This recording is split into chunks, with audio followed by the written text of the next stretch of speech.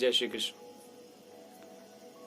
सोमवती अमावस्या पर एक उपाय वैदिक कर लीजिएगा और अपनी सब समस्याओं से छुटकारा पा लीजिएगा। जी मैं बात कर रहा हूं सोमवती अमावस्या की। एक बेहतरीन अवसर आपकी जिंदगी में आ रहा है। एक वैदिक छोटा सा उपाय कर लीजिएगा और सारी समस्याओं का एक समाधान, आप उससे छुटकारा पा सकते हैं। मैं आपका दोस्त पंडित साक्षी चैतन्य।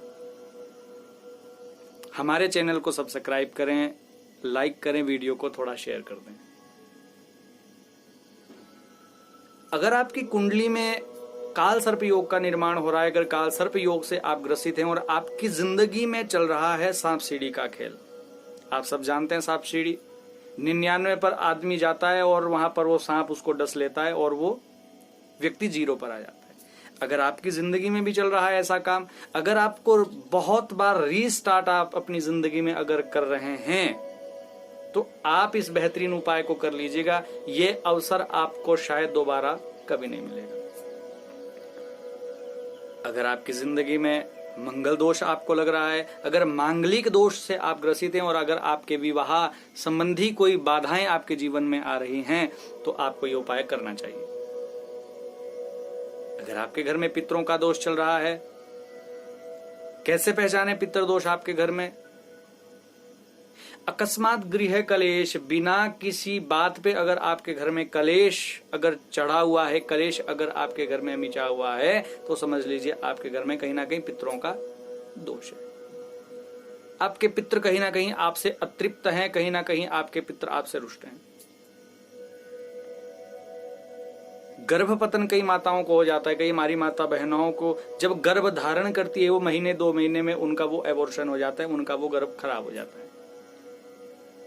अगर आपके घर में संतान उत्पत्ति की कोई कमी है, संतान अगर आपके घर में संतान नहीं हो रही है, तो कहीं ना कहीं आपको पितृदोष हो सकता है। आपकी कुंडली में कोई पितृदोष हो सकता है, आपकी कुंडली के कोई ग्रह खराब हो सकते हैं। अगर आपके घर में पैसों का बहुत अभाव हो रहा है, अगर आपके घर में कोई पैसे रुक नहीं रहे, बहुत ज्यादा खर्च हो रहा हो, बहुत ज्यादा पैसे का अन्यथा ही खर्च हो रहा हो, आपके लिए उपाय बेहतरीन रहेगा, आपकी जिंदगी संवार देगा।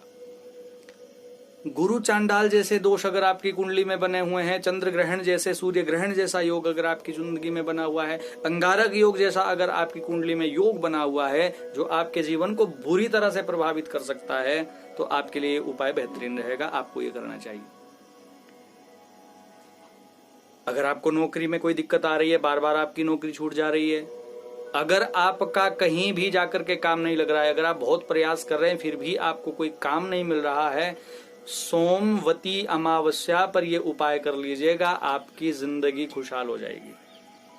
मैं आपको कोई तंत्र मंत्र नहीं बता रहा हूं, मैं आपको कोई तांत्रिक, कोई ऐसा मांत्रिक, कोई टोटका नहीं बता रहा हूं। मैं आपको सिर्फ वैदिक ग्रंथ का एक बहुत ही जबरदस्त उपाय बता रहा हूं। उसको करने से आपकी सारी समस्याओं से आपको निजात मिल सकती है, आपको छुटकारा मिल सकता है।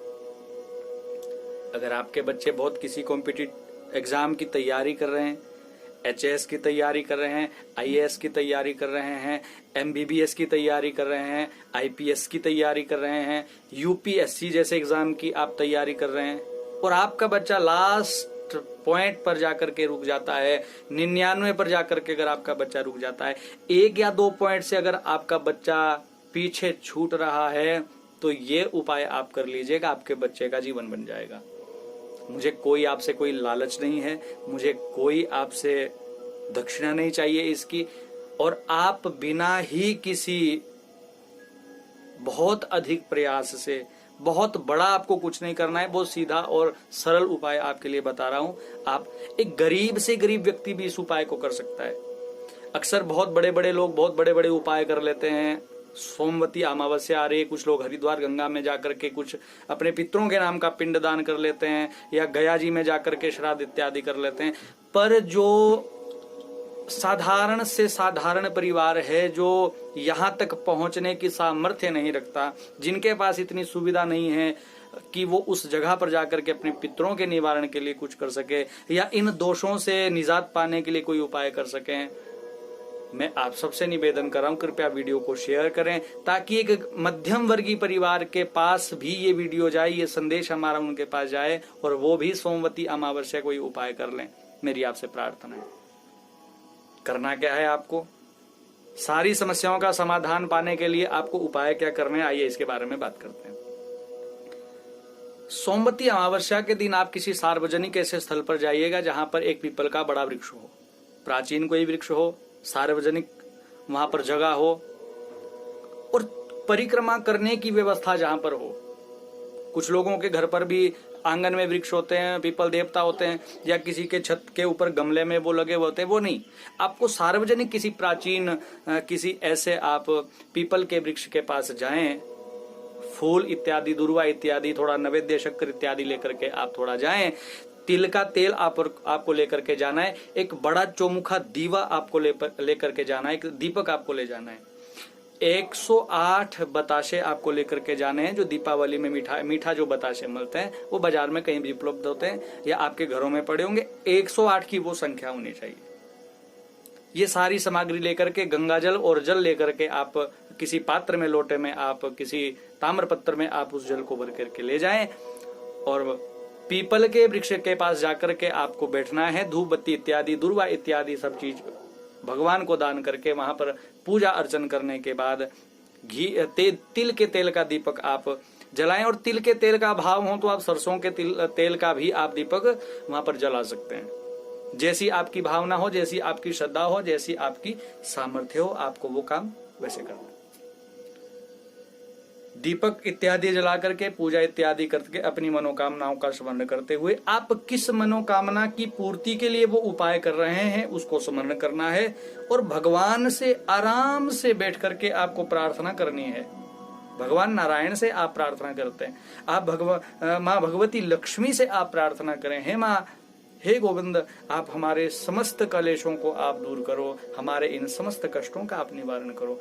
ऐसी बहुत सुंदर, बहुत भावना से आपको प्रार्थना करनी है। देखो, भावना में बहुत भगवान के सामीप्यता, एक निकटता एक भगवान के लिए देखी जाती है। प्रार्थना में बहुत ताकत होती है। प्रार्थना करें और जहां पर आपने दीपक जलाया है, जहां पर आपने पूजा अर्चा की है, वहां से आप परिक्रमा को शुरू करना है। और गोल गोल घूमने के परिक्रमा नहीं कहते, आप गोल गोल ना घूमें, आप वहां परिक्रमा आपको देनी है। जहां पर दीपक आपको जला है वहां से आप परिक्रमा को ऐसे घूम करके आप पूरी करें और फिर जहां पर वो दीपक आपका जला हुआ है वहां आकर के धरती माता को आप प्रणाम करें और एक बताशा आपको उस दीपक के पास आपको चढ़ाना है। एक परिक्रमा आपकी हो गई, प्रणाम के बाद एक बताशा आपको चढ़ाना है। फिर दूसरी परिक्रमा लगा करके आपको फिर एक बताशा वहां पर चढ़ाना है। फिर तीसरी परिक्रमा लगा करके तीसरा बताशा आपको वहां पर चढ़ाना है। ऐसे करके आपको 108 परिक्रमा गिन करके लगानी है। एक एक बताशा आपको वहां पर चढ़ाना है। अपनी मनोकामनाओं का स्मरण करते हुए भगवान से प्रार्थना करके आप लाभ अमृत बेला में, ये शुभ मुहूर्त में ही आप ये कार्य करें और भगवान से प्रार्थना करके आप अपने किए गए प्रारब्ध के पापों को, इस संसार में आकर के जो हमसे छोटे मोटे कोई अपराध हो जाते हैं, 5 प्रकार के अपराध हम सभी से रोज होते हैं, जिनकी निवृत्ति के लिए हमें गोग्रास इत्यादि रखना चाहिए। उसके बारे में भी कभी बात करेंगे, लेकिन आज हम बात कर रहे हैं अमावस्या के उस पावन बेला पर आपको उपाय करना है। तो आप बार बार अपने किए गए प्रारब्ध के पापों की क्षमा मांगे। प्रायश्चित करने से सब पापों का नाश हो जाता है, ऐसा हमारी भागवत ग्रंथ कहते हैं, ऐसे हमारे समस्त शास्त्र कहते हैं।